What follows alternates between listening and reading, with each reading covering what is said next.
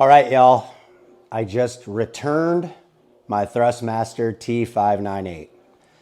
I had the T248 before, the belt broke, and I was like, I might as well upgrade because it makes you less sad when you upgrade instead of replacing.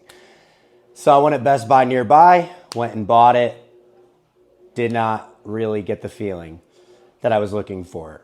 Found some settings that I needed to tweak to maybe lessen the force feedback to be able to really differentiate between the feedback that you're feeling. And it was better, but when you're reducing the force feedback, what is the point of upgrading to a 5 Newton meter direct drive wheel when you have to reduce the force feedback for it to work right? I did not update the firmware, which a lot of you are going to mention. I don't have a PC. If I had a PC, I would probably be trying iRacing or doing something like that.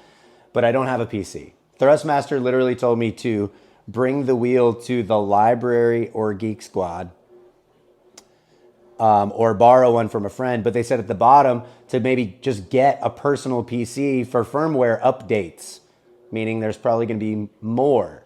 So now I have to spend at least $300 on a laptop to even make this wheel work properly. The reason I use PS5 and I use it on this rig, I have the 65-inch TV with the seat from Amazon, the Next Level Racing seat. And as I started reading reviews and I saw Digits, I saw Casual Racing Gamer, all of them talking about it. And yes, I'm sure the firmware update will help. But even then, Gran Turismo doesn't detect the wheel. And you have to go with the GT2 or something like that, which is a belt drive wheel. So that doesn't really make sense to me. So instead of waiting and hoping for the best and waiting for all that stuff to happen, I would have been past my return date. So I would have had to wait for these updates to happen and get a PC or borrow one, and just to find out that maybe I'm still not happy with it.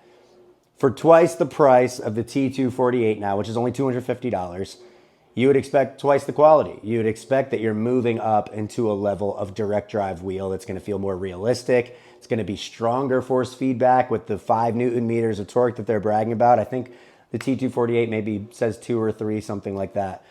But I want it to feel more like a car if I'm spending more money. I don't want it to just be better for video games. I want to feel that weight. So it is returned. I have no wheel on my rig at the moment, and I went ahead and got the Fanatec Gran Turismo DD with the boost for $800. With the boost back to get up to 8 Newton meters, it's $300 more than the T598. So I'm just kind of looking at it as I already paid for the T598, and this is just getting the refund and then spending $300 more, which is annoying. I know not all of us can afford that. But what I would tell you, if you have a T248, you have a Logitech G92, it's not going to be the level up that you think it is. Maybe it will be someday. Let me say that with the firmware updates coming, with Gran Turismo making a profile that's actually accurate to the wheel and specific for the wheel, it may get better. But for right now, it ain't it. So I returned mine. I am not a pro. I only have 80 subscribers, you could probably see. I don't even know who's going to see this, but I'm a B driver rating in Gran Turismo, and I'm an BS. And I even tried it on the rally game, the WEC rally game, and it just feels so light. Like you're seeing this insane off-road chaos, and the wheel is just not giving you that. It's easier to turn than like any road car, which makes no sense because I'm supposed to be going 120 miles an hour in a Lamborghini or whatever I'm doing. So my advice to y'all, if you are like me, either just stay with what you got. I played for maybe a year on the T248 and had a great time. It was great. The only reason I upgraded was because I was just like, okay, I have to buy a new wheel anyway. I don't want to just make a lateral move. And I think that's what the T598 was. Is it smoother? You don't feel the gear grind, like the grittiness of the belt? Yes, it was smoother, but it felt lighter. It felt less like a car. And most of us are doing this because we can't afford a race car. And so this is our option. I'm a musician here in Nashville. I'm not a rock star. I'm not rich or anything like that. I live alone downtown, but I can't go and spend $1,000 on a gaming PC and $1,000 on a whole Moser rig or Fanatec rig or anything like that. I have a PS5 already. So if you're ready to make that jump, I would probably go with the Fanatec. I don't have it yet. We'll find out. It ships in a couple of days.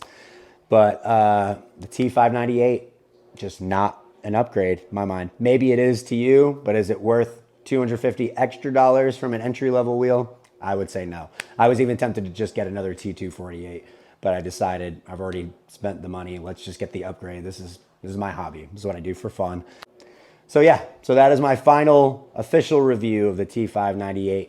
Maybe it will be worth it in the future, but right now, it's just not. So y'all, please like and subscribe if this was helpful at all. Let me know in the comments if you completely disagree. I know I've already seen people that think the world of it, and if it's working for you, that's great. But for what I was looking for, I want some pushback. I want to, maybe feel a little bit like wrestling if I'm driving wrong. I think the more realistic it feels, the more realistic I'll drive, and the better I'll be at the game. So appreciate y'all. Also, Dean Avocado on Instagram. If y'all are ever in Nashville, hit me up. It'd be cool to meet some racing nerds. I'll let you know where I'm playing. But appreciate y'all. More content coming. Thank you so much. And Thrustmaster, I hope one day this lives up to the hype.